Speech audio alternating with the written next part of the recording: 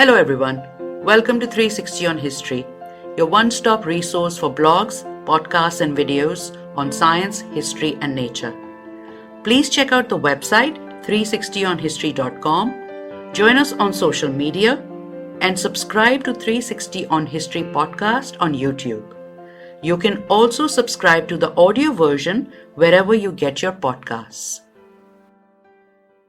NASA's spacecraft OSIRIS-REx, the long-winded name is Origins, Spectral Interpretation, Resource Identification, Security Regolith Explorer, is on its way back after collecting samples from an asteroid. Its very cool objective was to travel to near-Earth asteroid Bennu, also called 1999 RQ-36, and bring back a sample of between 60 grams to 2 kilograms of Bennu's black, carbon-rich surface material. Launched in September 2016, OSIRIS-REx rendezvoused with Bennu in December 2018. On board, it has telecommunications equipment, but more importantly, it carries instruments to study the asteroid in many wavelengths, take images, and of course, retrieve a soil sample. Science communication fun fact. The Planetary Society in the US organized a campaign for people to have their names or artwork saved on a microchip which the spacecraft carries. Also, Bennu was named by 9-year-old Michael Puzio, who won a contest to name the asteroid. When OSIRIS-REx entered Bennu's orbit in December 2018 at approximately 1.75 kilometers or 1.09 miles, it started remote sensing and mapping exercises to select the sample site. At this altitude, it takes the spacecraft 62 hours to orbit Bennu. At the end of a detailed survey, it entered a closer orbit with a radius of 1 kilometer or 0.62 miles. And as if visiting asteroids and collecting soil samples wasn't enough, OSIRIS-REx overachieved its mission on November 11, 2019.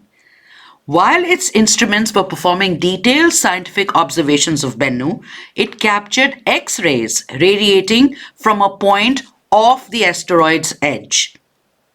These X-rays were being emitted by a newly flaring black hole binary 30,000 light years away, and it was discovered just a week earlier by Japan's MAXI telescope. In December 2019, after analyzing the surface of the asteroid for a target sample area, the team leading the mission selected a collection site out of 4 candidates. The site they called Nightingale. It is located in a crater in the northern hemisphere.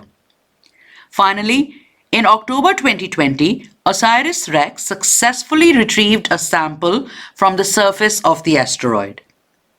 And after spending 2 years in orbit, on April 9, 2021, it took one last look at Bennu, and on May 10, 2021, it embarked on its return voyage back to Earth. In 2 years, and after a 1.2 billion mile journey, which includes going around the Sun twice, OSIRIS-REx will reach Earth. It is expected to return in September 2023, when it will jettison a sealed capsule containing the sample, which will land under a parachute at the US Air Force's Utah Test and Training Range. The samples will be analyzed at NASA's Astromaterials Research and Exploration Science Directorate. The spacecraft itself will not return. There are plans for its journey to continue.